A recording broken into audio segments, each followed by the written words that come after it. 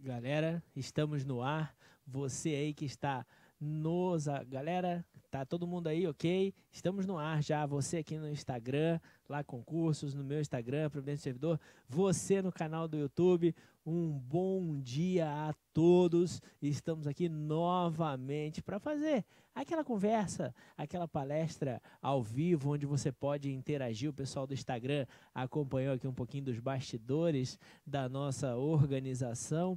E você que está nos acompanhando pelo canal do YouTube vai, a partir de agora, poder discutir conosco pensão por morte para a esposa e companheira de servidor falecido. Um tema bastante intrigante, mas, antes de tudo, um tema simples, eu diria. Por que simples? Porque ele não tem muitos meandros de discussão.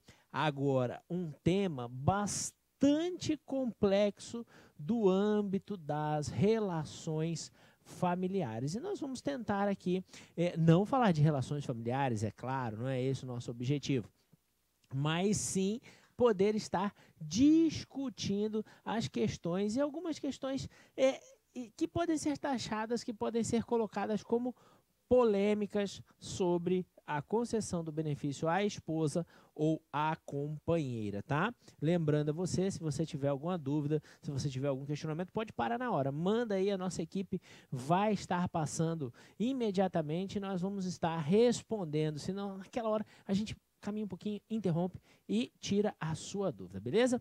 Então vamos lá, vamos falar de pensão por morte. Mas para falar sobre pensão por morte, nós temos que lembrar qual é o conceito deste benefício. Pensão por morte é o benefício pago a quem? Aos dependentes economicamente do servidor falecido. Tá, mas é só os dependentes economicamente do servidor falecido? Não, eles precisam estar onde? Estar definidos em lei. Por isso que a legislação de cada regime próprio traz o que a gente chama de rol de dependentes, ou seja, a relação de pessoas que podem se habilitar, que podem requerer um benefício de pensão por morte quando haja o falecimento de um servidor, ok? Por que isso? Porque, Bruno, muitas vezes a gente confunde pensão por morte com herança, pensão por morte com alimentos. Você não pode fazer essa confusão. E por que você não pode fazer essa confusão? Porque por mais que a pensão tenha natureza alimentar, ela não é alimentos. Ela não se constitui um direito hereditário. Pensão, por ser benefício previdenciário, ele está lá no conceito de poupança. É um benefício que pode ser chamado até de securitário, se você pensar em previdência enquanto seguro. Por isso que é necessário que a lei estabeleça os requisitos para a concessão do benefício. E aí, quando a gente fala em dependência econômica, nós podemos pensar ela de duas formas, né? A chamada dependência absoluta e a chamada dependência relativa. Eu costumo dizer o seguinte: como é que eu identifico quais são os casos de dependência absoluta e quais são os casos de dependência relativa? É simples, é só olhar o rol de dependentes. Toda vez que você olha o rol do dependente e encontra lá como exigência para a concessão da pensão por morte apenas e tão somente a comprovação do grau de parentesco ou de afinidade, você está diante de uma situação de dependência econômica absoluta. Agora, quando vocês procuram, analisam o rol e encontram lá, além da exigência de comprovação do grau de afinidade ou de parentesco, uma previsão no sentido de que aquele dependente precisa comprovar que o servidor contribuía para o seu sustento, aí você vai encontrar o quê? Você vai encontrar casos de dependência econômica relativa. Por quê? Porque além dessa prova do grau de afinidade e parentesco, você precisa obrigatoriamente comprovar o quê? Comprovar que o servidor falecido custeava despesas, né? Contribuía para o seu sustento. No caso da companheira e no caso da esposa, estamos diante de uma situação de dependência econômica absoluta. O que significa isso? Que elas precisam comprovar apenas e tão somente que tem o vínculo de parentesco, né?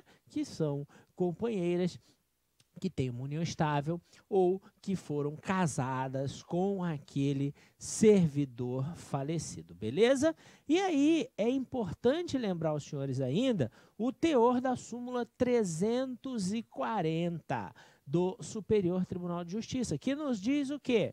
Que a lei aplicável à concessão da pensão previdenciária por morte é aquela vigente no momento do óbito do servidor.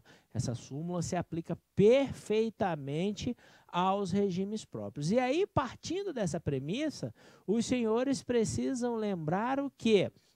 Lembrar de toda vez que se depararem com o caso de pensão por morte, irem pesquisar a lei vigente naquele regime próprio na data do óbito do servidor. Vou dar um exemplo da importância disso para os senhores.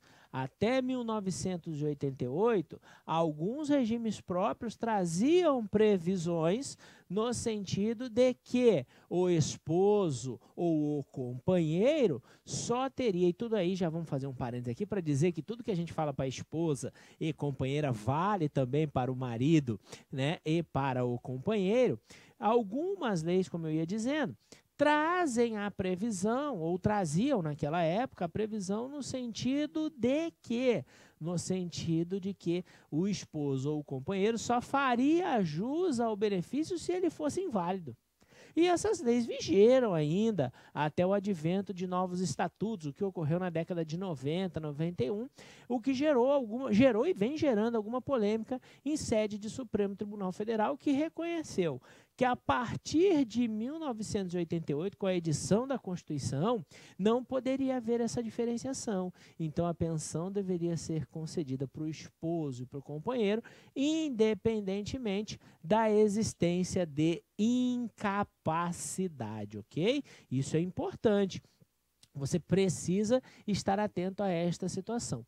Mais recentemente, ali nos finais dos anos 90, início dos anos 2000, houve-se uma discussão sobre a necessidade de que a companheira comprovasse dependência econômica. Algumas legislações trouxeram, inclusive, previsões nesse sentido. E aí, nesses casos, também houve intervenção do Poder Judiciário que disse o quê? Negativo.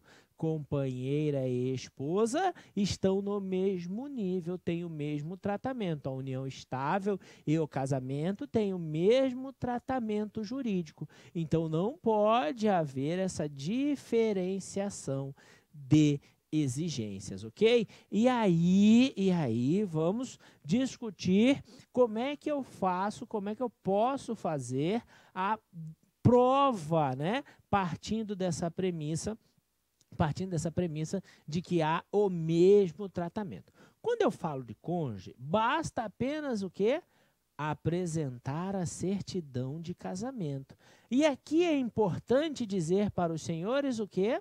É importante dizer para vocês que nos acompanham que nos casos de separação de fato, não existe qualquer previsão no sentido de que ela excluiria o direito ao benefício. Então, previdenciariamente, pelo menos a maioria das legislações de regime próprio traz previsão, traz regra, dizendo que o separado, de fato, também possui direito ao benefício. Por quê? Porque a condição de cônjuge não deixou de existir. E por que ela não deixou de existir, Bruno? Simples, porque a separação de fato significa simplesmente que eles encerraram aquele relacionamento afetivo ali numa conversa. Cada um seguiu o seu caminho, mas em momento algum deram a finalização para o casamento de forma jurídica. Então, juridicamente, ele ainda existe, tá? Ele ainda existe. E o caso do companheiro ou da companheira? Aí precisa fazer prova da união estável. E aí, prova da união estável, a gente já conversa sobre isso. Eu só queria lembrar a vocês o conceito, né? O conceito de companheiro, né? Ou melhor, de união estável, aquela união, né, entre homem e mulher. E aí, nesse aspecto, lembrando a decisão do Supremo, que reconheceu também que a união entre pessoas do mesmo sexo caracteriza a união estável, que tenha por intenção constituir família. Quem pode contrair união estável? Quem não tem impedimento para casar, ou seja, quem é solteiro, quem é divorciado, quem é viúvo, quem é separado judicialmente, né? Ou quem é separado agora em razão das previsões de poder se concretizar esses atos em cartório. E aí, a legislação do novo Código Civil inclui mais um detalhe. O separado de fato também pode contrair união estável. Isso é importantíssimo para nós. Daqui a pouquinho eu vou falar para os senhores por quê, tá? Daqui a pouquinho eu vou falar para os senhores por quê. Bom, eu também já trouxe aqui uma polêmica, né? Primeiro momento, apenas e tão somente discutir como que eu comprovo essa situação. É muito comum, e as legislações de regime próprio trazem previsões nesse sentido, de que, havendo separação judicial ou havendo divórcio, e sendo fixado alimentos para aquele que se separou, no caso, digamos que o marido assuma a obrigação de pagar alimentos para a sua ex-esposa, em havendo o falecimento desse marido, ele sendo servidor público, a ex-esposa que recebe os alimentos terá direito ao benefício. Sim, ela terá direito ao benefício, desde que ela prove que aqueles alimentos são recebidos para ela. E como é que ela prova isso? Eu coloquei aqui, né, decisão que fixa os alimentos. E quando eu coloco decisão, eu coloco em termos amplos, porque hoje essa decisão pode estar, inclusive, numa escritura pública de divórcio, se estabelecendo lá que o cônjuge pagará, ou melhor, o marido pagará para a esposa X% de alimentos, e esses valores autorizarão a ela a pleitear a pensão por morte, tá? Então, nós temos hoje o quê? Nós temos o cônjuge, nós temos o companheiro ou a companheira e temos o ex com alimentos que podem estar integrando, que podem fazer jus a esse benefício. No primeiro caso, basta provar a certidão, trazer a certidão de casamento. No último caso, basta comprovar por sentença que houve a separação, por decisão, que houve a separação ou o divórcio, que lá ficou estabelecido alimentos para o ex-cônjuge. Importante isso, porque é muito comum, não, estabelece o alimento só para os filhos. Como eles são menores, eu que vou cuidar, depois a gente se organiza tranquilamente. Veja só a importância disso. Sentença, escritura pública que traz alimentos só para filhos em decisão, ou melhor, em divórcio ou em separação, não autoriza a concessão de pensão por morte para o ex. Por quê? Porque aqueles alimentos não são recebidos para ele, e sim para os filhos e ele os faz na condição de representante legal, na condição de quem detém a guarda desses filhos. Então, tem que estar claro na decisão que os alimentos é para o ex-cônjuge. Se não estiver claro, se não houver essa previsão clara, não poderá ser concedido o benefício de pensão por morte. E aí, eu pulei o segundo propositadamente. Por quê? Bruno, como é que eu comprovo a união estável? Grande polêmica. Eu posso levar documentos ao regime próprio e fazer essa prova? Vai, num primeiro momento, depender do que a legislação específica do regime próprio estabelecer, tá? Por quê? Porque alguns regimes próprios optaram por não fazer essa análise administrativamente. Já falo sobre isso. Mas naqueles casos onde houver a possibilidade, onde não houver uma definição de como será feita a prova, você pode sim tentar que o regime próprio reconheça administrativamente a existência de união estável e, consequentemente, o direito à pensão por morte. Como você faz isso? Se é um regime próprio que tem a previsão de como deve ser feita a prova, você tem que buscar lá o rol de documentos que ele exige e apresentá-lo, ok? Agora, se é um regime próprio que não tem esta previsão, que não traz em seus textos legais como deve ser feita a prova de união estável, aí caberá a você o quê? Invocar o parágrafo 12 do artigo 40 e dizer, diante da omissão legislativa neste regime próprio, requeiro que a apreciação das provas ou requeiro que as provas sejam avaliadas tomando por base, né? E para você que está analisando a concessão do benefício, pode fazer a mesma coisa, né? Invocar o mesmo parágrafo e tomar por base as regras atinentes à comprovação de dependência econômica de união estável existentes onde? Lá no regime geral, lá no decreto 3.048, fazer a prova administrativamente, analisar a prova administrativamente, ok? Agora, e se estivermos diante, Bruno, de um regime próprio que não traz essa previsão legal? Ele não estabelece que as provas devem ser feitas assim, assim, assim, ou não é omisso. Ele traz lá expressamente o seguinte: só aceito como união estável ou como prova de união estável uma sentença judicial dizendo que existiu essa união estável entre o Joaquim e a Joana. Como fazer? Você precisa ir ao judiciário? Em tese, sim. Mas existe, está aqui para você, uma decisão do Supremo no mandado de segurança 33008, dizendo o seguinte: se o dependente, né, o pretenso, o futuro beneficiário, apresentar provas suficientes da existência de união estável administrativamente, não é preciso que se apresente a sentença judicial.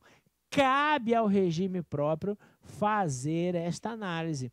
Bastante interessante essa decisão, porque ele entende que aquela exigência legal de sentença judicial não teria espaço e determina a análise administrativa. Aí cabe a você discutir se, havendo indeferimento por uma previsão como essa na lei, se você vai à justiça pedir para que o regime próprio analise ou se você vai à justiça direto pedindo o reconhecimento da união estável e, consequentemente, a concessão da pensão por morte. Aí, quem vai discutir isso em termos de advocacia, vai tratar dessa forma. Você que está no âmbito do Instituto para fazer a análise, realmente vai ter um problema sério. Por quê? Porque essa decisão ela não tem efeito amplo, né? Ela não foi concedida em repercussão geral, ela foi decidida no mandado de segurança, então vai caber a você tentar afastar num parecer, por exemplo, numa análise, a aplicação da legislação local para fazer valer a decisão do Supremo. Não vai ser fácil, confesso para você que não vai ser fácil. Vou só conferir aqui, pessoal aí, alguma pergunta, algum questionamento? por enquanto, nós não temos aí questionamento. O Thiago já avisou a gente, mas você que tiver aquela dúvida, aquela pergunta, pode encaminhar. Aquele seu bom dia, com certeza. Aí, bom dia deve ter. Bom dia tem, pessoal que está nos acompanhando aí. Cita aí uns 2 aí pra gente aí, Thiago. Vamos ver quem está nos acompanhando pelo Brasil. Maria Aparecida Santos, bom dia. Tá onde aí, Maria Aparecida? Ela diz aí de onde ela está? Fala aí pra gente onde você tá, Maria Aparecida. Denner, um abraço, meu amigo Denner. Denner tá lá em São Paulo. Esse é o cara. Denner é o cara. Sabe muito de previdência do servidor, sabe tudo, e aí vou confessar, autor dessa nossa nova arte aqui, ó. Essa aqui é a autoria do Denner, né? Ele que compôs, ele ficou muito bonito, você vai ver. Você que nos acompanha nas redes sociais, está vendo aí que a gente está mudando as nossas artes. Denner é o responsável, sabe tudo de regime próprio, sabe tudo dessas artes e ainda toca sanfona. Você acredita nisso? Esse é Denner. Está lá em São Paulo. Um abraço aí, meu amigo. E mais alguém aí? Mais alguém que você quer destacar aí, Thiago? Débora Ribeiro também tá mandando. Tá no Ceará, onde? Milian, isso mesmo, Débora. Um abraço para você que nos acompanha aí do Ceará, tá? Vamos voltar aqui, gente. Vamos discutir uma outra questão importante na pensão por morte de esposa e companheiro. Importante, senhores. Hierarquia, né? Todo mundo fala, e realmente existe, a chamada hierarquia entre dependentes. Se você for olhar lá a legislação do seu regime próprio, de outro, ele traz vários incisos de dependentes. E lá embaixo ele diz, olha, em havendo dependentes do inciso 1, do inciso 2, do inciso 3, o direito à pensão por morte do dependente do inciso 4 está excluído, né? Isso é a chamada hierarquia entre dependentes. E no caso de esposa, de companheiro e de ex, estão todos no mesmo grau. Podem não estar no mesmo inciso, importante destacar isso. Podem não estar no mesmo inciso, mas em geral estão no mesmo grau. Estar no mesmo grau de hierarquia traz algumas consequências importantes. Primeiro, o fato de que o direito de um não exclui o direito de outro. Então, se habilitarem esposa, né? Ou melhor, esposa separada de fato, já falamos disso. Se habilitar uma esposa porque ela estava separada de fato e uma companheira, uma não tira o direito da outra. Ambas receberão o benefício, terão o benefício. Se habilitar uma ex-esposa com alimentos, já tendo a esposa e a companheira, as 3 dividirão o benefício. E aí vem a pergunta, e como é que é feita essa divisão? Hoje, nós temos 2 situações, né? Vai depender muito aí de como o seu regime próprio estabelece o regramento dessa divisão, né? Pode ser dividida igualmente entre todos, né? Os 3 estão lá, você adotou, o seu regime próprio adota aquele modelo de pensão vitalícia e diz que beneficiários de pensão vitalícia são a esposa, a companheira e a ex, né? Nesses casos, está garantido e dividirão entre elas. Ou ainda, se o seu regime próprio adotou o modelo do INSS, que é aquele modelo de hierarquia, né, de divisão de beneficiários, de benefício entre beneficiários de mesma hierarquia, neste caso, haverá uma divisão igual com todos da mesma hierarquia. O que muda? O que muda é que nesse modelo, geralmente, está na mesma hierarquia o filho. Então, por exemplo, se você tem uma esposa, uma ex-esposa, né? E um filho, os 3 dividirão igualmente. Já se você estivesse no modelo de divisão entre ambos, considerando vitalícia e temporária, metade do benefício seria dividida entre a ex-esposa, ou a esposa, melhor dizendo, e a companheira, tá? E a outra metade ficaria para esse filho. Aí depende muito da legislação local. O que é importante dizer? Em termos de valores, quais serão esses valores? Quando tratamos de cônjuge e companheira ou companheiro, o valor tende a ser ou é igual para ambas. Se uma pegou 25%, a tendência é que a outra pegue 25% também. Se uma pegou 50%, a outra deve pegar 50% também. Bruno, eu tenho aqui um caso onde eu sei de uma esposa que está pegando 75% e a outra só 25%. Dá uma olhada aí se parte desse benefício ela não está recebendo como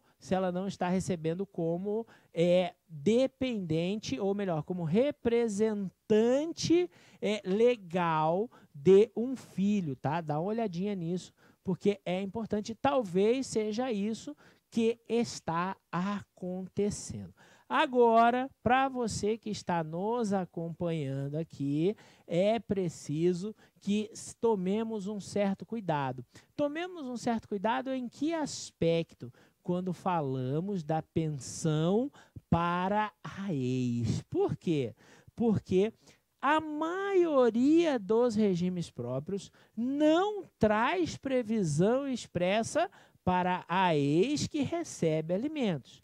E aí, neste caso, onde não há previsão expressa, a tendência é de que a pensão seja dividida igualmente entre a cônjuge e a ex, entre a companheira e a ex, e se houver cônjuge, companheira e ex, as três dividam igualmente pela ausência de previsão expressa.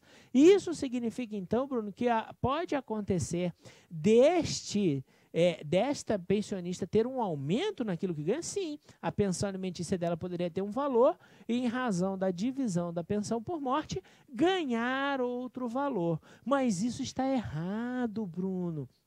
Isso está errado. Por quê? Porque ela recebia alimentos menores. Agora vai receber alimentos equivalentes à esposa, aquela que estava ali no momento do óbito? Sim. Agora, se o seu regime próprio contém previsão expressa no sentido de que o valor a ser recebido pela ex com alimentos será o mesmo que ela recebe a título de alimentos, aí sim, aí não haverá crescimento. Imagina você, vamos tentar botar um exemplo prático aqui. Vamos dar uma riscadinha aqui, e enquanto isso, deixa eu só ver aqui. Opa, já temos aqui, ó, baixei aqui só para pegar o apagador, tá correto? Vamos botar um exemplo prático aqui. Imagina que você tem uma pensão de 1.000, tá? E você tem a cônjuge e a ex. Só que a ex, ela recebia R$300 de alimentos. Quando o cidadão morre, se não há previsão legal, cada um fica com 500, ok? É R$500 para cada um. Agora, se a lei trouxer previsão legal, no sentido de que ela só vai receber aquilo que ela recebia como alimentos, o que vai acontecer com ela? Esses 500 aqui viram 300 e esses 500 aqui viram 700, tá? Mas a lei, ela precisa ser clara nesse sentido, inclusive ser clara proibindo a redivisão, né? Porque a gente sabe que é comum que quando há a extinção de uma cota, ela reverta para os demais beneficiários. Então, se a lei não falar nada sobre reversão de cota, falar apenas sobre isso, o que vai acontecer? Esses 700 vai vir para cá. Agora, se a lei for clara nesse sentido, quando esses 700 aqui acabarem, essa pessoa que vier a falecer, se ainda existir essa beneficiária, ela ficará só com os 300 iniciais, entendeu? Importante você ficar atento a isso. Por quê? Porque se isso não tiver na lei, gente, é muito mais difícil você conseguir que isso aconteça. Acontece? Claro que acontece. Existem decisões mandando ficar a ex com alimentos só com o percentual que recebia? Existem. Claro que existem, mas elas são minorias. Existem tribunais que decidem assim, mas são minoria. A maioria faz o quê? A maioria decide no sentido de que vai dividir igualmente. Bruno, entre companheiro e cônjuge pode haver diferenciação de valores? Já disse que não. A divisão, os valores têm que ser idênticos. Mais alguém aí? Alguém na dúvida? Alguém encaminhando? Ou temos aí, por enquanto, só bom dia? Temos o Denner agradecendo. Você que não está...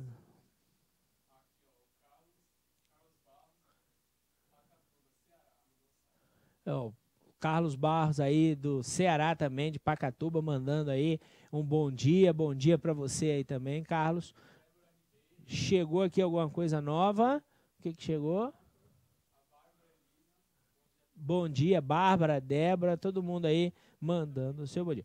Dúvidas, então, é sinal de que ou está todo mundo nos entendendo ou não tem ninguém entendendo nada, porque a dúvida deixa essa dúvida em quem está interagindo com o senhor. Mas fica tranquilo, se houver a dúvida pode encaminhar, senão agora depois que a gente responde. Uma outra questão importante, senhores, no final de 2014 foi editada uma medida provisória. Essa medida provisória virou lei em 2015 e alterou tanto as regras do INSS quanto as regras do regime próprio. Que regime próprio? Da União.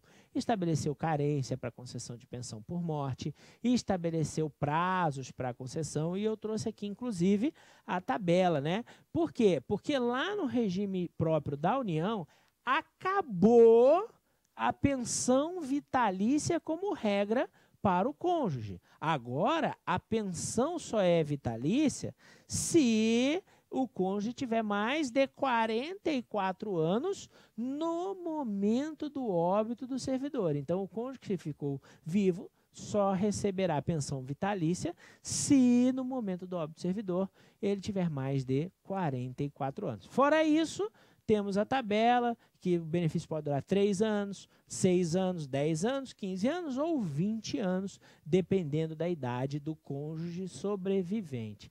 E aí a grande dúvida é, essas regras, em especial essa tabela, se aplica ao meu regime próprio? Eu sou do estado tal, eu sou do Ceará, como o pessoal está colocando aí, eu sou aqui do município de Cuiabá, onde nós estamos nesse momento, eu sou do município de Correntes, no estado do Piauí, eu sou do município de Gramado, no Rio Grande do Sul, se aplica ao meu regime próprio? Para você ter esta resposta, você precisa de quê? Precisa olhar a legislação específica do seu regime próprio. Por quê? Porque a aplicação destas regras no âmbito de regimes próprios estaduais e municipais só pode ser feita se ocorreu alteração legislativa na localidade, nas normas locais. Se não aconteceu, você não pode aplicar simplesmente porque mudou a regra no INSS, simplesmente porque mudou a regra para os servidores da União. Essa aplicação, essa revogação tácita ou essa aplicação obrigatória já foi afastada, inclusive, pelo extinto Ministério da Previdência, que em notas técnicas na época foi claro ao dizer que você precisa ter uma adaptação legislativa para que possam ser aplicadas estas regras, ok? Então, essa tabela nova, eu lido muito com o INSS, essa tabela aqui de idade para pensão vitalícia se aplica ao cônjuge no regime próprio? Só se houver previsão expressa. É por isso que eu sempre digo o seguinte, quando a gente fala de regime próprio, não adianta, e aí vou aí enaltecer pessoas que têm conhecimento, que são expert em regime próprio, como o Denner, como Alex Sertão, nosso grande amigo Alex Sertão, que também nos acompanha, que nós acompanhamos, né? Que tem essa visão muito clara e que são pessoas que estão sempre propagando essas informações. Senhores, veja só, em termos de pensão, os entes federados têm uma certa liberdade para legislar. Tá? Tem uma certa liberdade, eu não vou discutir aqui o tamanho dessa liberdade, mas essa liberdade existe. Então, eu não posso simplesmente dizer que a legislação do Estado do Rio Grande do Sul é igual à legislação do Estado do Rio Grande do Norte. Para que eu dê esta informação, eu preciso de quê? Eu preciso olhar a legislação de ambos os estados. Eu preciso conhecer as normas deles. A mesma coisa no município. Então, não há no regime próprio, como existe no INSS, uma regra que se aplica a todos. Não. A regra que se aplica ao servidor estadual é a regra daquele estado. A regra que se aplica ao servidor municipal é a do servidor daquele município. Então, temos que tomar este cuidado. E esses especialistas têm esse cuidado. Por isso eu louvo. Se você quer discutir regime próprio, procure alguém que é especialista no assunto, porque ele vai te passar as orientações corretas. Ele vai dizer, oh, não, isso aqui é assim, isso aqui você tem que olhar a sua legislação local, isso aqui precisa analisar melhor, isso aqui não tem jeito, que a nível nacional é assim, a regra é nacional, ok? Eles são importantes demais neste processo, beleza? Bom, e para fechar, eu vou trazer aqui a súmula 336 do STJ. Olha só o que essa súmula diz. Eu não gosto não, mas eu vou ler. A mulher que renunciou aos alimentos na separação judicial tem direito à pensão previdenciária por morte do ex-marido, comprovada a necessidade econômica superveniente. O que significa isso? Imagine os senhores que houve uma separação judicial há 10 anos atrás. Aquele servidor faleceu hoje. Se essa ex-mulher conseguir demonstrar em juízo que hoje ela precisava dos alimentos, ela fará jus à pensão por morte. Então, o fato de não ter sido fixado alimentos para ela no momento da separação lá atrás, há 10 anos, no nosso exemplo, não impede a concessão de pensão por morte hoje para ela. Só torna mais difícil. Por quê? Porque ela vai ter que fazer uma prova de uma situação de hoje, né? Passados 10 anos, algo bastante complicado, principalmente depois do último entendimento do STJ, no sentido de que a pensão por alimentos, né? Ou melhor, os alimentos para ex-mulher, pode ter um prazo de validade, um tempo razoável para ela se reestabelecer no mercado de trabalho. Então, é importante esta situação, importante esta súmula, porque você pode se deparar com esta realidade, ok? Senhores, no mais, convidar vocês para conhecer a 3ª edição do nosso livro Direito Constitucional Previdenciário do Servidor Público, né? Editora LTR, é só acessar o site da editora e fazer a sua aquisição. E lhes convidar também para nos acompanhar nas nossas redes sociais, Instagram, YouTube, Facebook, porque a gente está sempre tendo novidades e esse mês nós vamos ter uma outra novidade com um caráter bem legal e eu espero contar com os senhores nessa outra novidade, tá bom? Um abraço, eu vou ver aqui se tem mais alguma perguntinha antes de encerrar, mais algum questionamento, mais algum bom dia. Não tendo nenhum questionamento, vamos encerrar mesmo agradecendo vocês e convidando também. Em novembro estaremos aqui com outro tema de regime próprio e eu vou estar divulgando aí nas redes sociais e espero contar com todos vocês nos acompanhando. Um abraço e até o nosso próximo encontro.